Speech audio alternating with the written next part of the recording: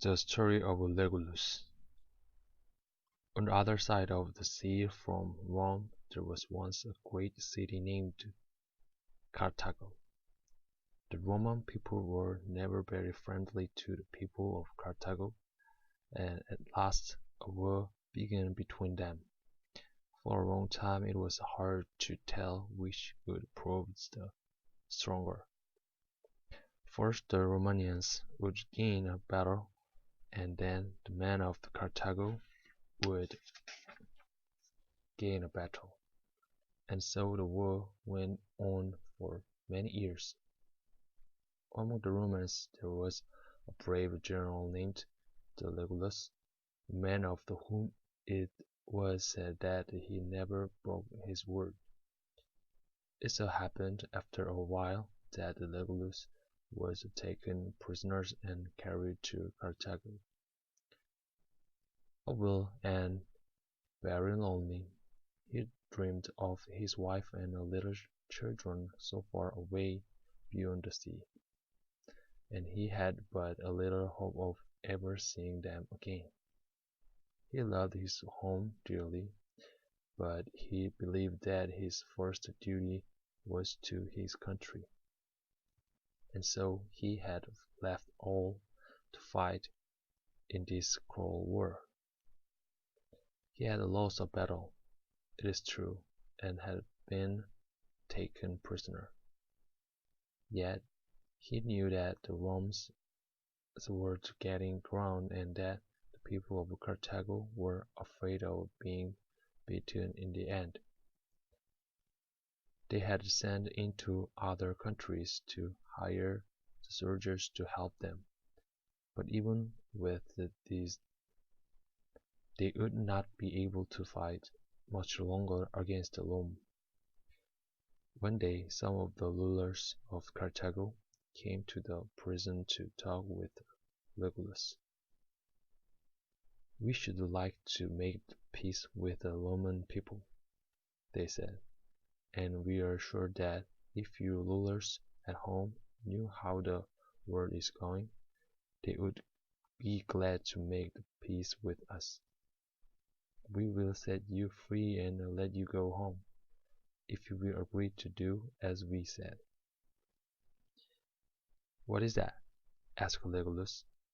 "In the first place," they said, "you must tell the Romans about the battles which you have lost, and you must make it plain to them that they have not gained anything by the war. In the second place, you must promise us that if they will not make peace, you will come back to your prison." "Very well," said Regulus. I promise you that if they will not make peace, I will come back to prison." And so they let him go, for they knew that a great Rome would keep his word. When he came to Rome, all the people greeted him greatly.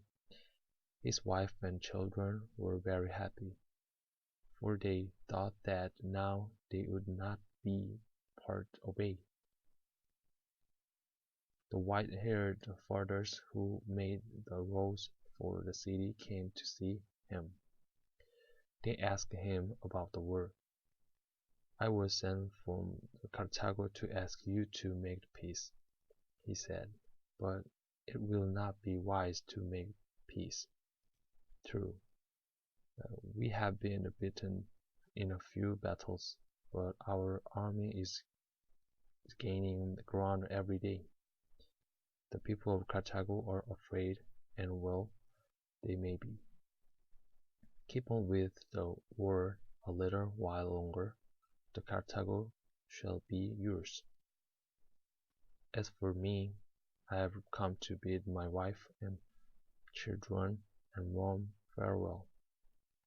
Tomorrow I will start back to Carthago and to prison, for I have promised."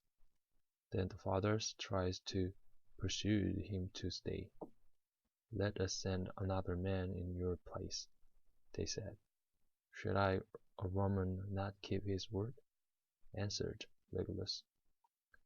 "I'm ill, and at the best have not long to live. I will go back as I promised." His wife and the little children wept, and his son begged him not to leave them again. "I have given my word," said Regulus. "The rest will be taken care of." Then he bade them good-bye, and went bravely back to the prison and the cruel death which he expected. This was the kind of the courage that made Rome the greatest city in the world.